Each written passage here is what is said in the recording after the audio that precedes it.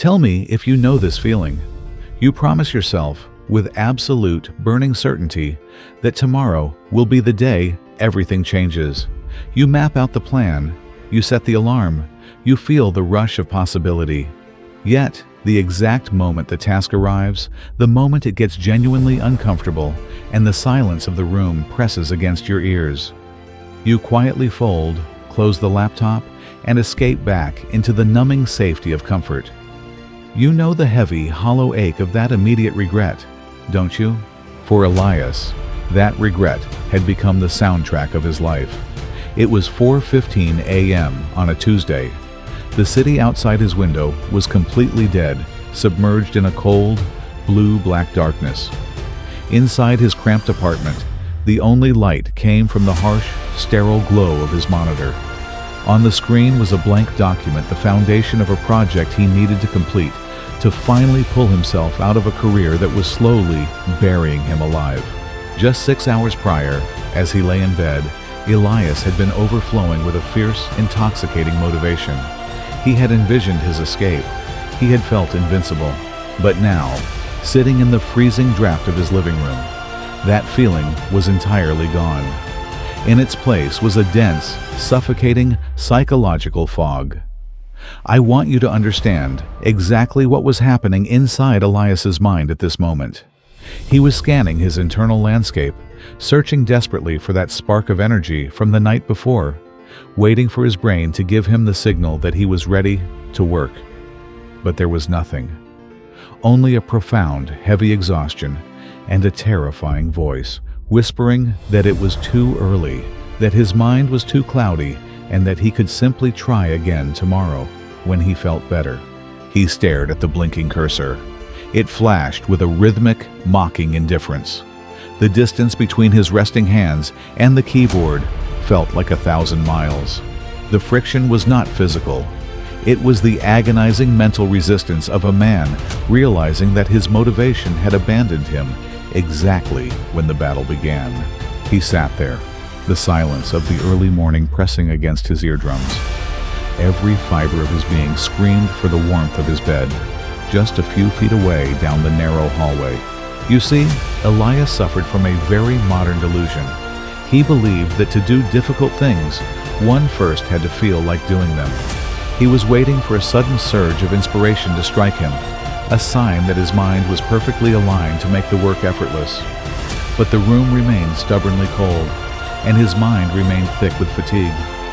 The monitor illuminated the exhaustion carved into the lines around his eyes. His brain, desperate to escape the immediate discomfort, began its familiar, treacherous negotiations. Just sleep for one more hour, a quiet, rational-sounding voice whispered in his head. You will be sharper after a full night's rest.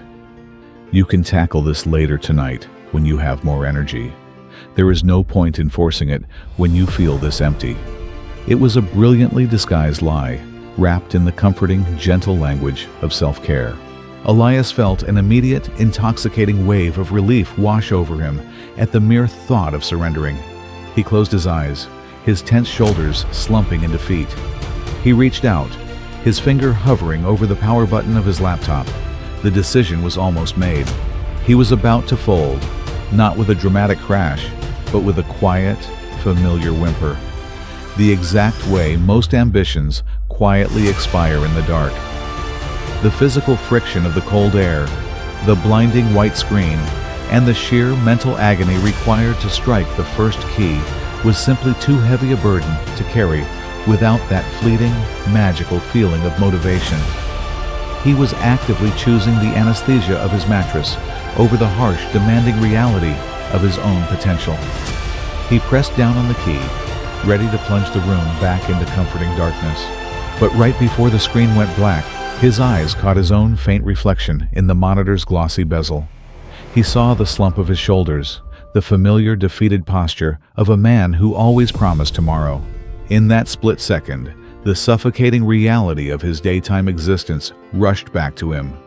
The humming fluorescent lights of his office, the endless, meaningless tasks, and the quiet, desperate terror of knowing his life was slowly slipping through his fingers. He realized, with a sudden, chilling clarity, that this exact moment of surrender was the very architect of his misery. The warmth of the bed was a lie. It was a prison disguised as a heavy blanket. He understood then the great deception he had fallen for his entire adult life. Motivation was never coming to save him. Motivation is a fair-weather friend that abandons you the moment the wind turns cold. If he waited for the desire to do the hard work, he would be waiting until his life was over. His hand trembled, still hovering over the escape. The physical demand for sleep was screaming in his blood, a heavy gravity pulling at his eyelids. But Elias pulled his finger back. He took a slow, jagged breath, inhaling the freezing air of the apartment. He placed both hands on the keyboard. It felt like placing bare hands on jagged ice.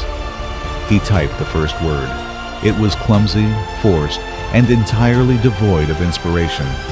He typed another, and another. Every single sentence felt like dragging a massive stone up a steep, muddy hill. His mind protested violently, begging him to stop, whispering that what he was producing was useless because his heart wasn't in it. He ignored the voice. He did not find sudden passion in that dark room. He found cold, unglamorous, mechanical discipline. He commanded his fingers to move despite the absolute void of feeling. For 45 agonizing minutes, he wrestled with the document, enduring the brutal friction of his own resistance. He felt terrible. He felt tired, but he kept typing. And then slowly, the heavy stones began to roll on their own. The biting chill of the room faded into the background. The exhaustion remained, but it was suddenly eclipsed by the quiet, monumental triumph of a man who had finally stopped negotiating with his temporary feelings and started dictating his permanent actions. He had forged the first link in a chain of freedom. When the pale, gray light of morning finally broke over the city skyline, Elias was still sitting at his desk. He had not produced a flawless masterpiece, nor had he experienced a sudden, magical surge of passion. But as he closed the laptop, he carried something far more valuable, the quiet, unshakable proof that he was no longer a prisoner to his own moods. He had survived the friction. Now, look closely at your own life. How many times have you bargained with your future self, promising that tomorrow you will finally have the energy, the inspiration, or the perfect conditions to begin? We have been sold a beautiful, destructive lie. The idea that in order to do difficult, meaningful work, we must first feel a burning desire to do it. You must understand that motivation is an emotion, and like all emotions, it is agonizingly fragile and entirely unpredictable. If you build the foundation of your future on the shifting sands of how you happen to feel when your alarm goes off, your progress will collapse the very moment the wind turns cold. Discipline is not a fiery, passionate state of being. It is cold, it is mechanical.